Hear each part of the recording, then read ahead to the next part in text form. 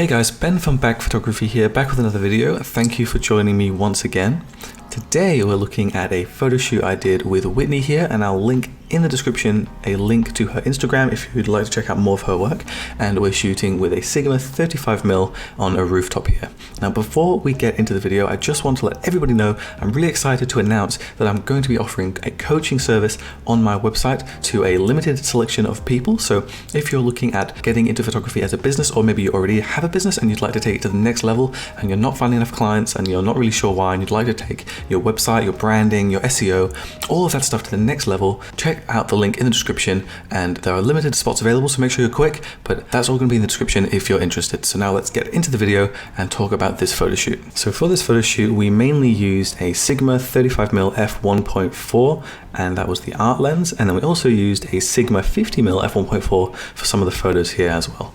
And I'm going to leave a link to all the equipment I used in the description, as well as a link to all the raw files as well, if you would like to edit along at the end of this video when we go into Photoshop and I show you how I edited these photos.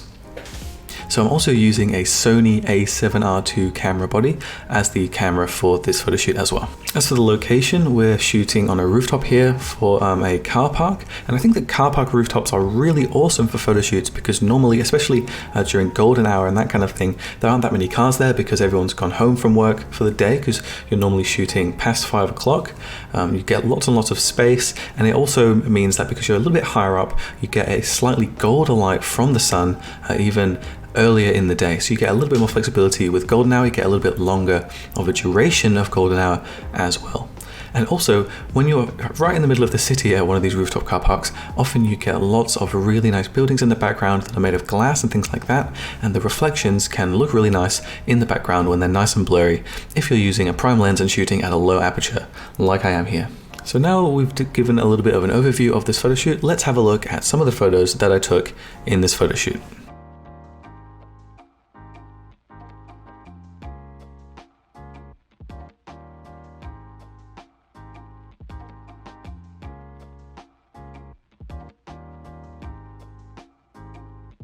So let me know in the comments which photo you think is the best one, and I'll leave all of the photos again in the description if you'd like to have a look at all of them or edit them yourself. This is the photo that I'm going to talk about in particular for this photo shoot, because I think that there are a few techniques that I used that are really useful for pretty much any photo shoot.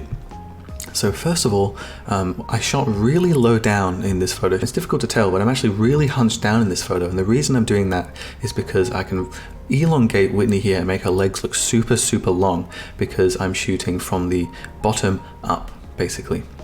And because I'm shooting quite close up with a 35mm lens, which is a wide angle lens, that's also stretching her out as well, compared to shooting with something like an 85mm where everything's going to be more compressed and there's not going to be as much distortion in the corners of the image. So because her legs go all the way to the bottom of the image, it makes them look much longer because I'm using a wide angle lens.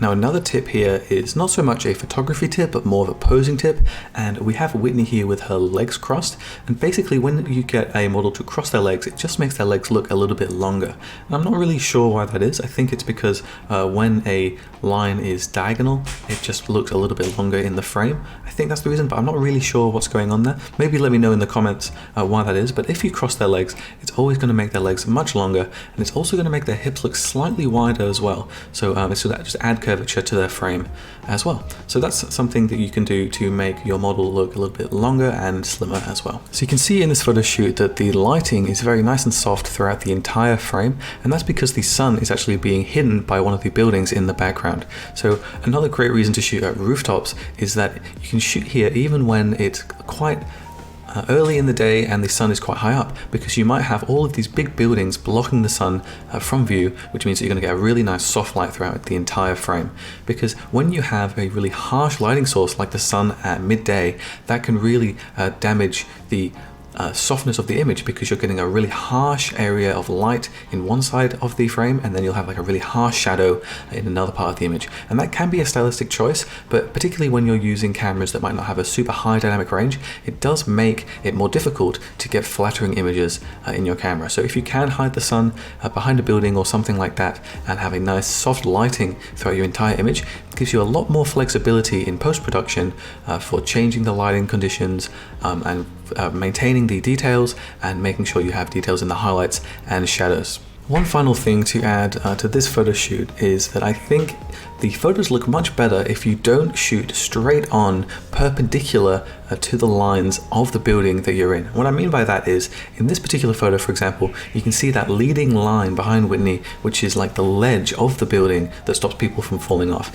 Now, if we were shooting perpendicular to that line, 90 degrees, it would make the line look straight and probably a little bit boring, particularly when we have all these geometric shapes in the background of the frame, adding a little bit of texture to the image. So it's worth shooting your model at an angle to these lines if you can, to see if that works, and you can try shooting perpendicular to see if straight lines work better. I think in this situation, having diagonal lines in the frame as well adds a little bit of texture to the photo, so that's just another thing that you can play with on your photo shoot if you're shooting on rooftops. So now it's time to put this photo into Photoshop and go through the editing process I did on this image. Make sure to check out in the description a link to the raw files, because I'd love for you to follow along with me. And let's jump into Photoshop now and get started. Okay, so here we are in Photoshop. The first thing I'm going to do is add some clarity to the entire image, just to make the contrast of the image higher without making any of the high-end contrast parts higher as well. Then we're going to add some shadows just so we can get some details back into the hair, and also reduce the highlights there just so we can get the detail back from the sky. Then we're going to add a little bit of contrast and reduce the whites just a little bit as well. Now let's go into the color sliders and add even more blue into the sky, because I think that the blue and orange, the blue of the sky and the orange of the skin really have a nice contrast and make a cinematic look to the image. Now we're just going to mess with skin tones a little bit. We're just going to change the entire image to be a little bit more blue, and then mess with the orange sliders in the luminance and also in the saturation, just until we get a nice looking skin tone. So I think that's about right. I'm just going to mess with the vibrance a little bit as well, but I think it's about right in the position that it's in. The next thing I'm going to do is go get our brush tool and go into the face area and just add a little bit more clarity to the eyes and eyebrows and just all of the facial features that we'd like to make a bit more bold. And this is basically just to draw focus to the face here in the photo. Because when you're looking at a portrait, the first thing you're going to look at is the face. So I'm just going to add a little bit to the lining of the lips there as well. And these are all really subtle changes, just little things that you probably wouldn't notice by themselves, but once everything's done all together, it makes a big difference to the entire photo. So now I'm just going to add some clarity and a bit of blacks, and then boost the shadows up a little bit just so we can get even more detail in the hair.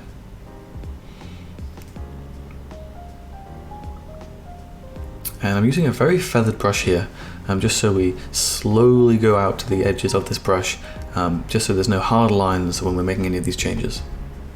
So that's pretty much everything in Camera Raw. The next thing I'm going to do is get the patch tool here, and actually before we do that, what we'll do is we'll just get rid of that car and also that lamppost that's in the corner of the image. So what we're probably going to do, I'll just get rid of this little dirty mark in the corner as well.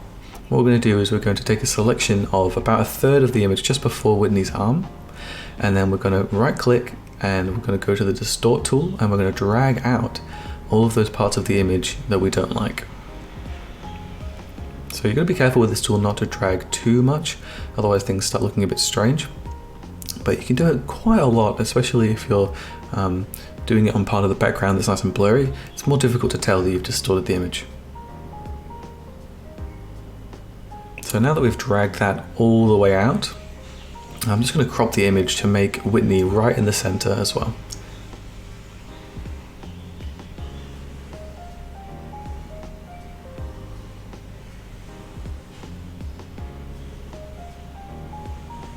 So I think that's about right.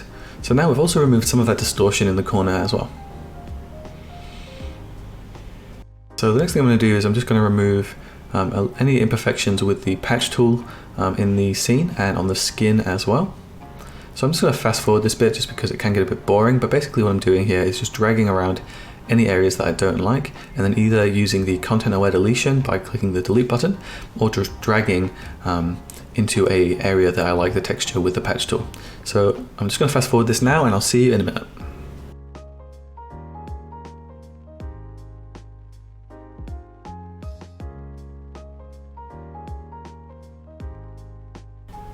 Okay, so that's everything for the patch tool. Next thing I'm going to do is go filter liquify and just make the hair that Whitney has a little bit bigger. It's going to be a little bit difficult because of these squares in the background with the windows. Don't want to distort them to make them look strange, but just making very slight adjustments here to make her hair a little bit bigger. So this is before and after. Okay, so I think this photo is nearly finished. The last thing we're going to do is just outline Whitney with the selection tool, and then we're going to click select and then inverse on the top navigation menu. Basically that means that we're going to now have selected everything that isn't Whitney, and we're just going to add a little bit of blur to the background just to separate her even more from the background than she is at the moment. So we're going to move the selection a bit and then do it again, move the selection a bit again and then do it one more time. And that's basically so we don't have a really blurry line where we can see where we've made this change. So that's everything for this photo. I really hope you like it. I'm looking forward to seeing what you guys come up with as well. Let me know on Instagram what you've done and tag me on Instagram so I can take a look.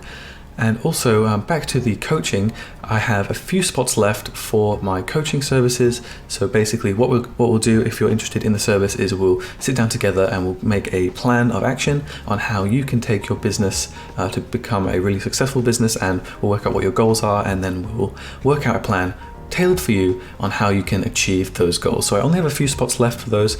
They are going out quite quickly. So if you are interested, make sure to go into the description and check that out. And also check out in the description Whitney's Instagram as well, and also a link to all the raw files, as well as all the equipment I used on this photo shoot. So thank you very much for watching once again, and I will see you in the next one.